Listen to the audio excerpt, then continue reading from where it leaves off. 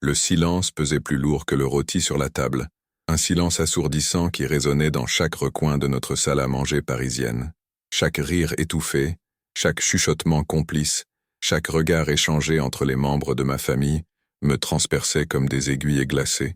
J'étais là, au bout de la grande table en bois massif, un fantôme invisible dans ma propre maison. Mon assiette, autrefois un symbole d'abondance et de partage, restait pleine, intouchée, tandis que mon verre, vide, reflétait le néant de ma présence. Mon cœur, lui, était une coquille brisée, vidée de toute substance.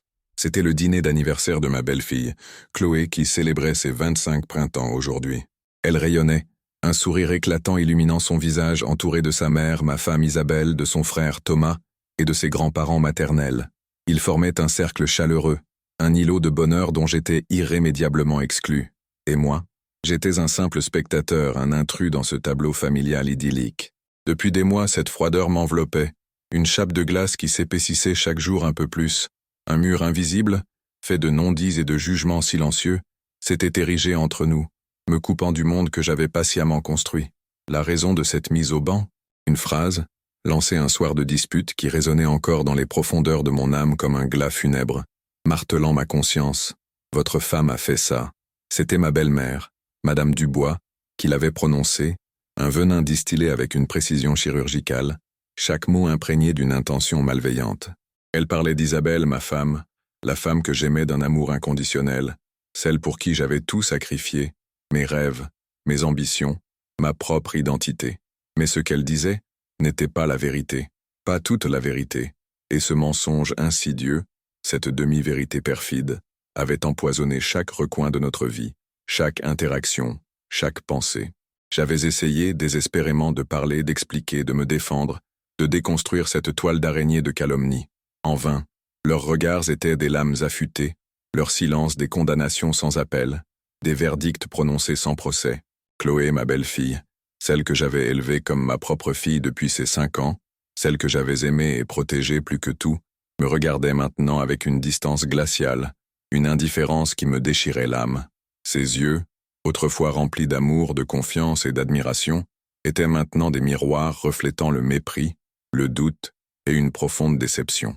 Chaque jour qui passait était une torture psychologique, chaque repas partagé, un supplice insoutenable.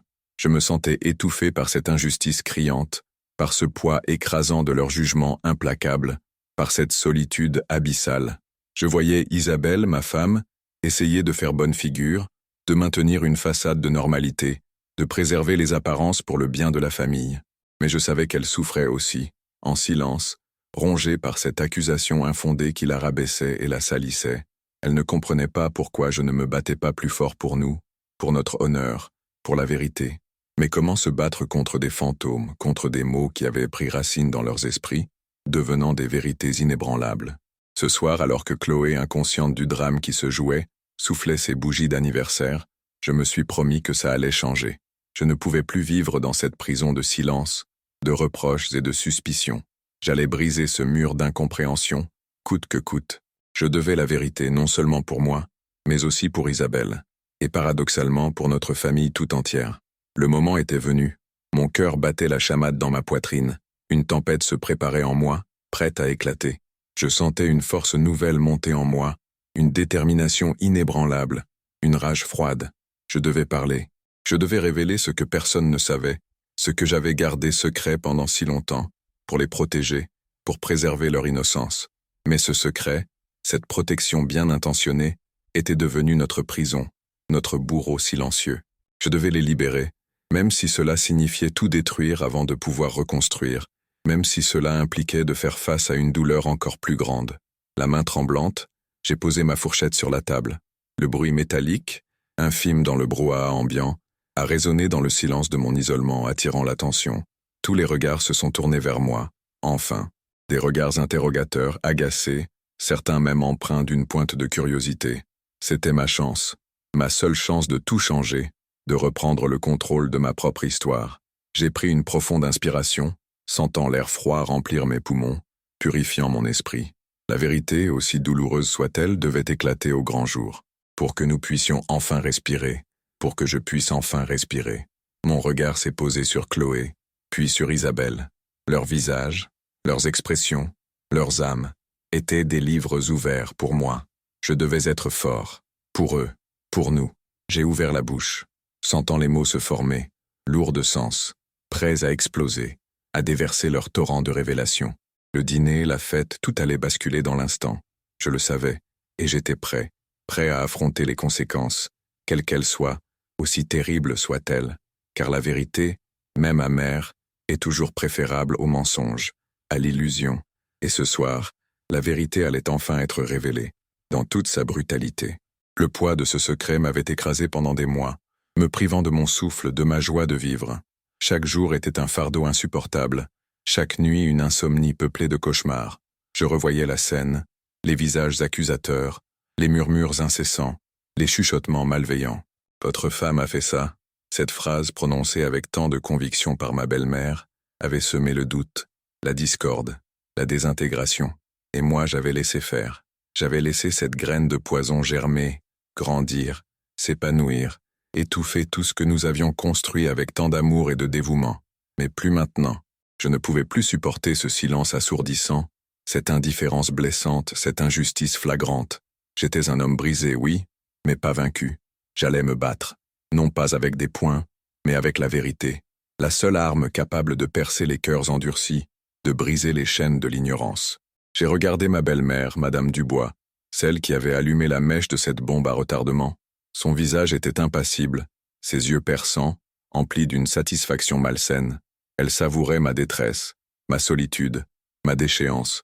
Elle pensait avoir gagné, mais elle se trompait lourdement. Elle ne savait pas ce qui allait se passer. Personne ne le savait, sauf moi. Et bientôt tout le monde le saurait, dans toute sa cruauté. Le moment était venu de lever le voile, de déchirer le tissu des mensonges et des illusions, de révéler la vérité, aussi choquante, aussi dérangeante soit-elle. Mon cœur battait à tout rompre, un tambour de guerre résonnant dans ma poitrine, mais ma voix serait ferme, inébranlable, ma détermination, inébranlable. J'allais parler, et ils allaient m'écouter, qu'ils le veuillent ou non. Pour la première fois depuis des mois, j'allais être entendu, ma voix allait porter, et ce serait le début d'une nouvelle ère, une ère de vérité, une ère de réconciliation ou de destruction totale. Mais au moins, ce serait la fin de ce purgatoire, la fin de cette torture silencieuse, la fin de cette vie de fantôme. Je me suis redressé, sentant chaque muscle de mon corps se tendre, chaque fibre de mon être se préparer au combat. Le souffle court, mais l'esprit clair, aiguisé comme une lame. Le moment était venu. Le silence était palpable, l'attente insoutenable, presque suffocante. Tous les yeux étaient rivés sur moi, leurs expressions variant de l'agacement à la curiosité, de l'incrédulité à l'hostilité. Mais aucune trace de compassion. C'était bien, je n'en avais pas besoin. J'avais besoin de leur attention, et je l'avais. J'allais l'utiliser, pour tout changer, pour toujours. La vérité allait éclater, et rien ne serait plus jamais comme avant. La table, autrefois un lieu de rassemblement joyeux, était devenue une arène et moi, le gladiateur solitaire, prêt à affronter les fauves de l'ignorance et du jugement. Chaque seconde qui s'écoulait était une éternité. Chaque battement de mon cœur, un compte à rebours vers l'inconnu. Je dois vous dire quelque chose. Ma voix, étonnamment stable malgré la tempête qui faisait rage en moi, a brisé le silence oppressant, résonnant dans la pièce comme un coup de tonnerre. Les regards, déjà intenses, se sont intensifiés davantage, certains empreints d'une curiosité morbide, d'autres d'une hostilité à peine voilée. Isabelle, assise à mes côtés, a posé une main sur mon bras, un geste de soutien discret mais ferme, un ancrage dans cette mer déchaînée. Elle savait que j'allais parler, que le moment de la confrontation était arrivé, mais elle ignorait l'étendue de ce que j'allais révéler, la profondeur du gouffre que j'allais ouvrir. Cela fait des mois interminables, que je vis dans l'ombre d'une accusation infâme, une accusation qui a brisé notre famille, qui a semé la discorde, la méfiance et le ressentiment entre nous, une accusation lancée par vous, Madame Dubois, avec une cruauté calculée et acceptée sans la moindre question, sans le moindre doute par le reste d'entre vous. J'ai pointé ma belle-mère du doigt, mon geste lent et délibéré, ma voix chargée d'une gravité solennelle. Son visage s'est figé, ses lèvres se sont pincées, trahissant une nervosité sous-jacente. Vous avez dit, avec une conviction glaçante, votre femme a fait ça. Vous parliez de l'incident du fonds de dotation de Chloé. Le fonds qu'elle devait recevoir à ses 25 ans et qui a mystérieusement disparu, s'évaporant dans la nature. Un murmure a parcouru la table, un frisson d'incompréhension et de malaise. Chloé, les yeux écarquillés, m'a regardé, son visage pâle trahissant une profonde trahison. Son frère Thomas a serré les poings, prêt à défendre sa sœur. Vous avez insinué avec une perfidie sans nom qu'Isabelle avait volé cet argent, qu'elle avait trahi la confiance de sa propre fille, la chair de sa chair. Vous avez nourri cette idée, jour après jour, goutte après goutte, jusqu'à ce qu'elle devienne une vérité incontestable, une certitude inébranlable dans vos esprits. J'ai fait une pause dramatique, laissant mes mots s'imprégner, s'enfoncer dans leur conscience. Mais ce n'est pas la vérité, pas du tout. Isabelle n'a jamais touché à cet argent. Elle n'a jamais trahi Chloé. Elle est innocente de tout ce dont vous l'avez accusée. Les visages autour de la table affichaient un mélange complexe de scepticisme, de colère et d'incrédulité. « C'est un mensonge éhonté !» a crié ma belle-mère, sa voix perçante, brisant le silence. Isabelle était la seule à avoir accès au compte. Elle a tout dépensé pour ses caprices, pour ses folies. Faux. J'ai frappé la table du poing, un geste qui a surpris tout le monde, y compris moi-même par sa violence inattendue. Le bruit a claqué dans l'air, faisant sursauter les convives. Isabelle n'a pas touché un centime de ce fonds, parce que c'est moi qui l'ai fait, c'est moi qui ai utilisé cet argent. Un silence de mort est tombé, plus lourd que jamais. Les yeux de Chloé se sont remplis de larmes, ceux d'Isabelle de stupéfaction, d'une incompréhension totale. Thomas s'est levé d'un bond, son visage déformé par la confusion. « Quoi? Papa, de quoi tu parles? Qu'est-ce que tu racontes? » Je parle de la vérité, Thomas. La vérité que j'ai cachée pendant trop longtemps. La vérité qui a détruit ma relation avec vous tous, qui a empoisonné nos vies. J'ai regardé Chloé, son visage pâle, ses yeux fixés sur moi, cherchant une explication, une échappatoire. Chloé, je sais que c'est difficile à entendre, mais le fonds de dotation, je l'ai utilisé. Les larmes ont commencé à couler sur ses joues, traçant des sillons sur sa peau. Mais pourquoi? Pourquoi aurais-tu fait ça? Pourquoi m'aurais-tu trahi? Sa voix était un murmure brisé, à peine audible. Pour te sauver, Chloé. Pour te sauver de toi-même. Le choc était palpable, une onde de stupeur traversant l'assemblée. Ma belle-mère s'est effondrée sur sa chaise, le visage livide, comme si elle venait de recevoir un coup fatal. Isabelle m'a serré le bras plus fort, son regard interrogateur, cherchant à comprendre le sens de mes paroles. Il y a 3 ans, Chloé, tu as eu des problèmes, de très gros problèmes, des dettes de jeu colossales, des fréquentations douteuses, des personnes dangereuses. Tu étais au bord du gouffre, au bord de la destruction. Tu as même failli te retrouver en prison pour une affaire de chèque sans provision, une escroquerie qui aurait ruiné ta vie. Chloé a secoué la tête, niant farouchement, mais ses yeux trahissaient la vérité, une vérité qu'elle avait enfouie au plus profond d'elle-même. J'ai découvert tout ça par hasard en fouillant dans tes affaires, poussé par une intuition. Tu étais désespéré, au fond du trou. Tu m'as supplié de t'aider, de ne rien dire à ta mère, de garder ton secret. Tu avais peur de la décevoir, de la blesser, de briser son cœur. J'ai senti ma gorge se serrer, les mots devenant difficiles à prononcer. J'ai promis de t'aider. J'ai promis de garder ton secret, de le protéger coûte que coûte. Et pour te sortir de ce pétrin, pour payer tes dettes, pour effacer tes traces, pour te donner une chance de te reconstruire, j'ai dû trouver une somme d'argent considérable. Et vite. J'ai regardé ma belle-mère, son visage déformé par la colère et l'incrédulité. Le fonds de dotation de Chloé était la seule solution rapide, la seule issue possible. J'ai pris cet argent. J'ai tout utilisé pour te protéger, Chloé, pour te donner une seconde chance, une nouvelle vie. Les visages autour de la table étaient un mélange complexe de choc, de confusion, de colère et de trahison. « C'est impossible !» a crié ma belle-mère, reprenant ses esprits. « Chloé n'aurait jamais fait ça. C'est une sainte. Si, elle l'a fait, Madame Dubois, et je l'ai couverte. J'ai pris la décision de le faire seule, sans en parler à Isabelle, pour la protéger elle aussi. Je savais qu'elle n'aurait jamais accepté que sa fille soit mêlée à de telles affaires, que son image soit salie. Et je savais qu'elle n'aurait jamais voulu que l'argent de Chloé soit utilisé de cette manière, pour des dettes de jeu. Mon regard s'est posé sur Isabelle. Ses yeux étaient remplis de larmes, mais aussi d'une compréhension nouvelle, d'une lumière qui s'allumait enfin. J'ai laissé l'accusation peser sur Isabelle parce que je ne pouvais pas trahir la confiance de Chloé. Je ne pouvais pas révéler son secret, la jeter en pâture à votre jugement impitoyable. J'ai senti la colère monter en moi, une colère froide et justifiée, une indignation profonde. J'ai enduré vos silences méprisants, vos regards accusateurs, vos jugements hâtifs. J'ai accepté d'être le paria, le coupable silencieux, le bouc émissaire, pour protéger ceux que j'aime plus que tout au monde. Thomas, les larmes aux yeux, a regardé sa sœur. son visage empreint de douleur et de compassion. « Chloé, c'est vrai? Dis-moi que ce n'est pas vrai. » Chloé, effondrée sur sa chaise, a hoché la tête, incapable de parler, ses sanglots étouffant ses mots. « J'ai vécu un enfer, mes amis. Un enfer de solitude, d'incompréhension et de culpabilité. J'ai vu ma femme souffrir à cause d'une accusation infondée, la voir se consumer à petit feu.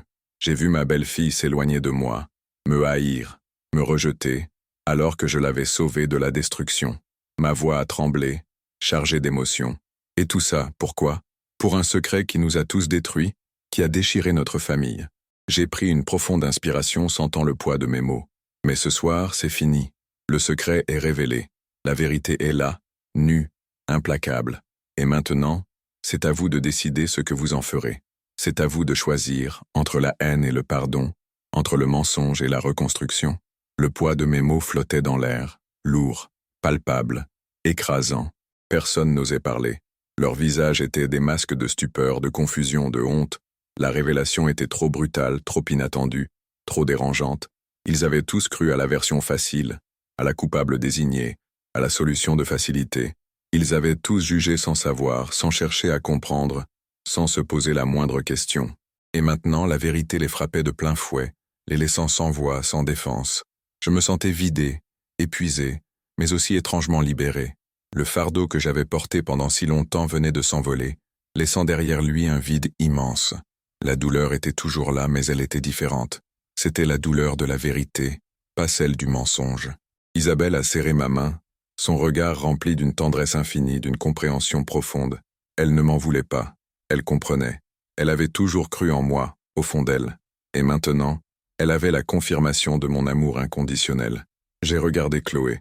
Ses larmes coulaient à flots, mais il y avait aussi une lueur de soulagement dans ses yeux, une étincelle d'espoir. Le poids de son propre secret venait d'être partagé, allégé.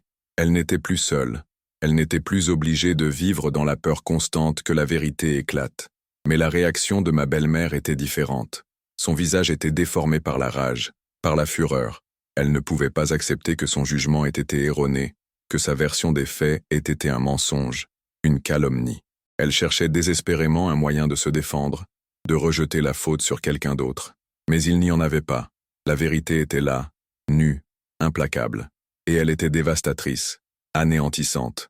C'est un mensonge, un tissu de mensonges, a hurlé ma belle-mère se levant brusquement de sa chaise, la renversant avec fracas. Ses yeux lançaient des éclairs de fureur, mais sa voix, bien que stridente, trahissait une panique grandissante, une peur viscérale d'être démasquée. Elle ne pouvait pas supporter l'idée d'avoir eu tort, d'avoir accusé sa propre fille sans le moindre fondement, d'avoir semé la discorde sur la base de ses propres préjugés. C'est une invention pour protéger Isabelle. Chloé n'a jamais fait ça. C'est impossible. Elle s'accrochait désespérément à sa version des faits, à son illusion de vérité. J'ai les preuves, Madame Dubois.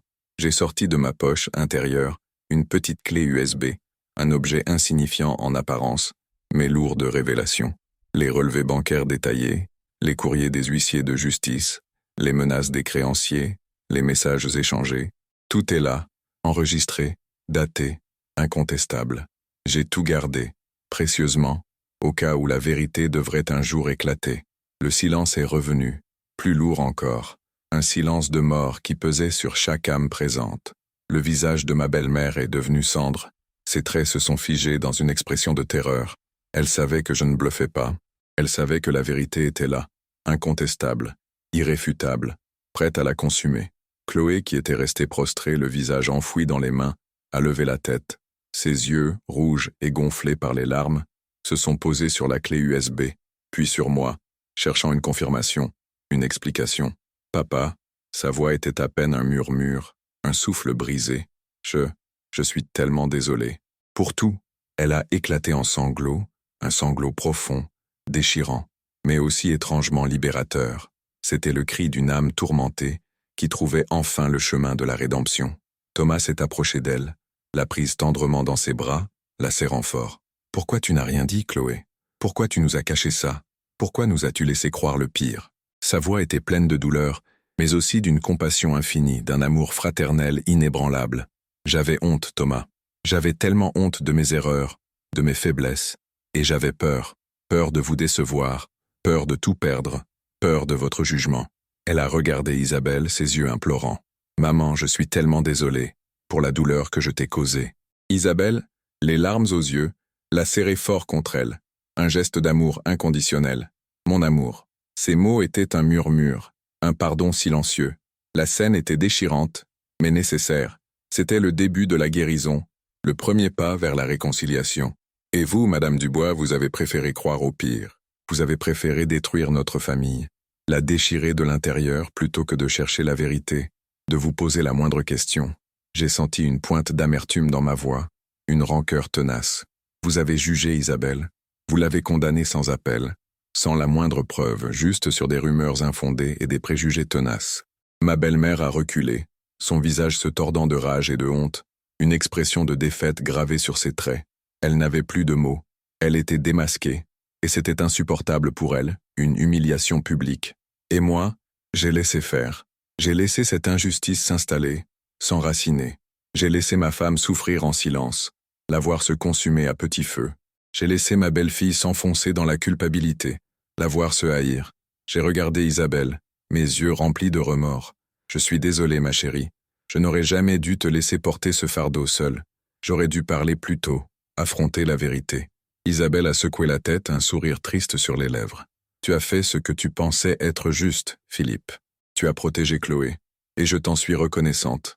Ces mots ont été un baume sur mon cœur blessé, une caresse apaisante. C'était la première fois qu'elle prononçait mon prénom avec une telle tendresse, une telle compréhension, depuis des mois. La tension dans la pièce était insoutenable, palpable, presque électrique. Chloé, toujours dans les bras de son frère, a soudainement pâli, son visage devenant livide. Ses yeux se sont révulsés, roulant dans leurs orbites. « Chloé » a crié Thomas, la secouant doucement. Elle a vacillé, puis s'est effondrée, inanimée, son corps s'écroulant mollement. Un cri perçant a retenti dans la pièce. Isabelle s'est précipitée vers sa fille, le visage décomposé par l'angoisse. « Chloé, Chloé, réponds-moi !» La panique a envahi la pièce, se propageant comme une traînée de poudre. Thomas a essayé de la réanimer, de lui parler, de la secouer. Ma belle-mère, malgré son choc et sa défaite, a réagi instinctivement, appelant les urgences d'une voix tremblante. J'étais là, impuissant, regardant la scène se dérouler sous mes yeux, le cœur serré.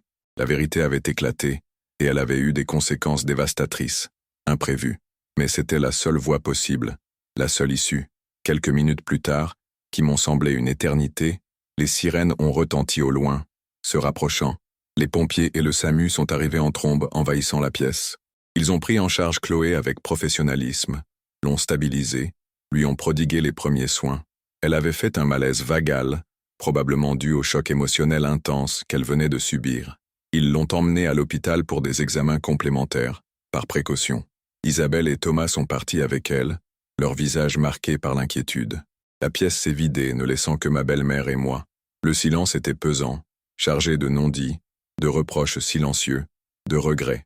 Elle m'a regardé, ses yeux remplis d'une haine froide, d'une rancœur tenace. « Vous avez tout détruit, Philippe. Tout. Notre famille, notre paix, notre bonheur. » Sa voix était un sifflement, un murmure venimeux. « Non, Madame Dubois. J'ai révélé la vérité. C'est vous qui avez tout détruit en semant le mensonge, la discorde et la calomnie. » Je me suis levé, sentant une force nouvelle m'envahir, une détermination inébranlable. Et maintenant, il est temps de reconstruire, avec la vérité, sur des bases solides. J'ai ramassé la clé USB, la serrant dans ma main. Je vous laisse réfléchir à tout ça, à vos actions, à vos paroles. Je suis sorti de la maison, laissant ma belle-mère seule avec ses pensées, ses remords, et la vérité implacable. L'air frais et vivifiant de la nuit parisienne a balayé mon visage, purifiant mon esprit. Je me sentais épuisé, vidé de toute énergie, mais aussi étrangement en paix, un calme inattendu m'envahissant. Le chemin serait long, semé d'embûches, de doutes et de douleurs. Mais au moins, nous avions une chance de reconstruire, de pardonner, de guérir les blessures profondes. La vérité, aussi douloureuse soit-elle, était le seul fondement solide sur lequel bâtir un avenir. J'ai sorti mon téléphone. J'ai envoyé un message à Isabelle, un simple mot. « Je suis là, je vous attends à l'hôpital. » Je savais que ce n'était que le début d'une nouvelle ère pour notre famille, une ère de vérité, de vulnérabilité, et, je l'espérais de tout mon cœur, de réconciliation. Le poids de l'injustice s'était envolé, remplacé par l'incertitude de l'avenir. Mais pour la première fois depuis longtemps, j'avais de l'espoir. L'espoir que ma famille puisse enfin me voir, non pas comme un fantôme, mais comme l'homme que j'étais vraiment. Un homme qui avait fait des erreurs, oui, mais qui avait toujours agi par amour, par dévouement. Un homme qui avait porté un lourd secret pour protéger ceux qu'il aimait plus que tout.